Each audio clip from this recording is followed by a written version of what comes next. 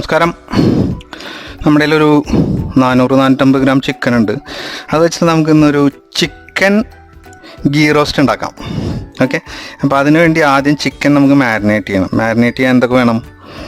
1/4 teaspoon Kashmiri chilli powder, 1/4 teaspoon turmeric powder, 1 teaspoon ginger garlic paste, 10 തുള്ളി lime, ഒരു 2 table spoon yoghurt,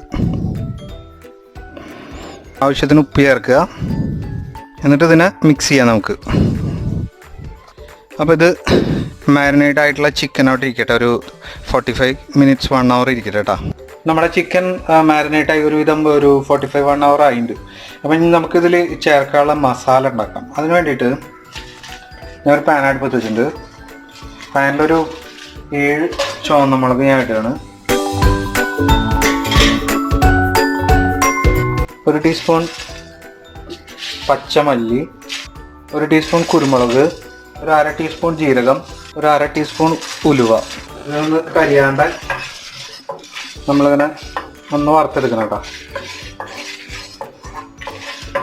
2-3 minute വറുത്താൽ മതി.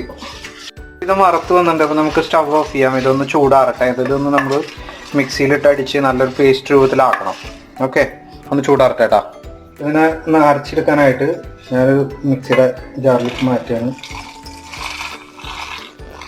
ഇതിലേക്കൊരു 3 അല്ലി ഗാർലിക്ക്, ഒരു ചെറിയ കഷ്ണം ഇഞ്ചി, ഒരു ഏലക്ക, പിന്നെ ഇത് ഞാൻ നേരത്തെ ഒരു ചെറിയ നെല്ലിക്ക വലുപ്പത്തിൽ പുളി വെള്ളത്തിലിട്ട് വെച്ചിട്ടുണ്ടായിരുന്നു.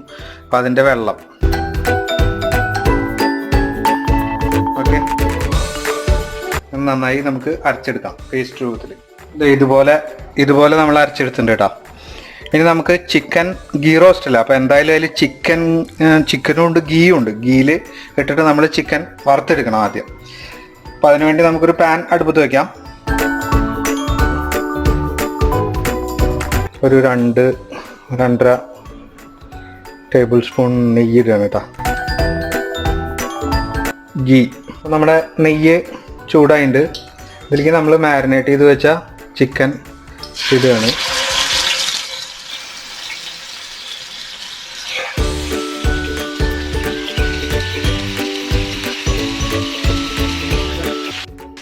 ഇതൊരു ലോ ഫ്ലെയിമിൽ വെച്ചിട്ട് ഒരു എന്താ പറയുക, മുഴുവനായിട്ട് ഫ്രൈ ആവണ്ട, ഒരു 75% ഫ്രൈ ആയിട്ട് നമുക്ക് എടുക്കണം കേട്ടോ.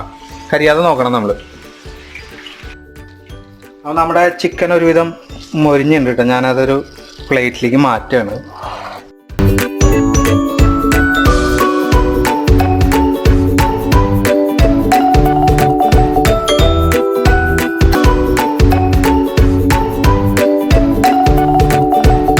ഞാൻ പാനിൽ തന്നെ ഞാനൊരു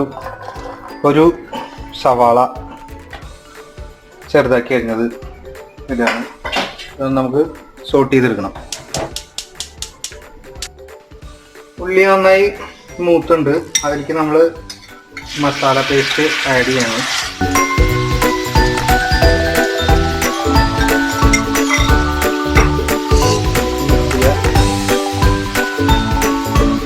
ഈ ചിക്കൻ ഗീ റോസ്റ്റ് എന്ന് പറയുന്നത് സത്യം പറഞ്ഞു കഴിഞ്ഞാൽ ഒരു ചെട്ടിനാടൻ വിഭവമാണ്.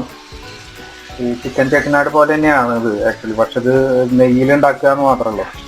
ഇതിൻ്റെ ഇപ്പോൾ കുറേ variations, Mangalorean style, Bombay style എന്നൊക്കെ കൊണ്ട് ഇറങ്ങിയിട്ടുണ്ട്. പക്ഷെ ഒറിജിനൽ എന്ന് പറയുന്നത് ചെട്ടിനാട് തന്നെയാണ്. മസാലയുടെ ഒരു പച്ചമണം പോയിപ്പെട്ടാ. ഇപ്പം ഇത് ആക്ച്വലി ഇത് ചിക്കൻ ചെട്ടിനാടിൻ്റെ ഒരു മസാല പോലെ തന്നെ ഫീൽ ചെയ്യുന്നില്ലേ കണ്ടു കഴിഞ്ഞാൽ? ഈ സാധനം ഞാൻ സത്യം പറഞ്ഞു കഴിഞ്ഞാൽ ആദ്യമായിട്ട് കഴിച്ചത് ഞങ്ങളുടെ അവിടെ ഒരു ചെറിയൊരു റെസ്റ്റോറൻറ്റ് ഉണ്ട്. അവിടെ ഒരു ദിവസം പോയപ്പോൾ കപ്പയും ചിക്കൻ ഗീ റോസ്റ്റും ഉണ്ടെന്ന് പറഞ്ഞപ്പോൾ ഞാൻ വിചാരിച്ചു ഒന്ന് ട്രൈ ചെയ്ത് നോക്കാമെന്ന് വെച്ചിട്ട് കഴിച്ചതാണ്. കിടിലൻ ടേസ്റ്റ്, കപ്പയുടെ കൂടെയൊക്കെ ഗംഭീര ടേസ്റ്റ്. അപ്പോൾ അങ്ങനെയാണ് കുക്ക് ചെയ്ത് നോക്കിയതാണ്.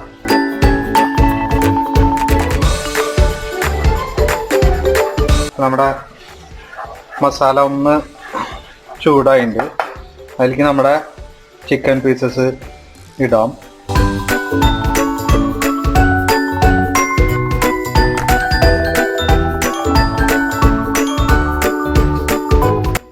എന്നിട്ട് ഈ മസാല ഈ ചിക്കൻ്റെ മുകളിൽ കോട്ട് ചെയ്യുന്നത്.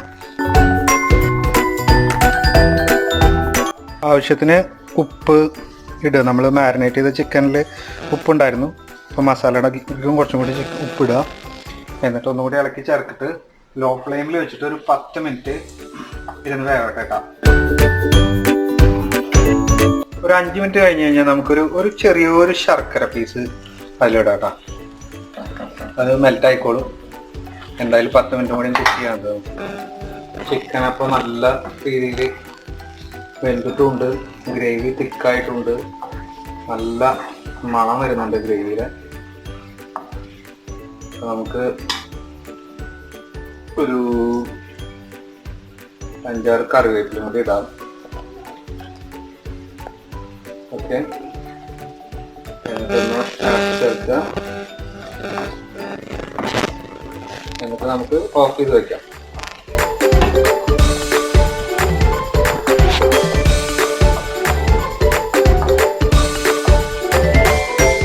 നമുക്ക് ഓഫ് ചെയ്യാം സ്റ്റൗവ്.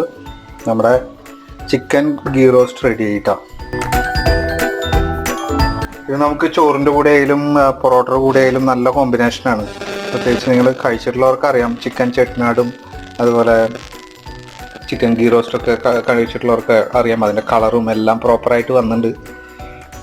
അപ്പോൾ ശരി, അപ്പോൾ ഒന്ന് ഉണ്ടാക്കി നോക്കൂ.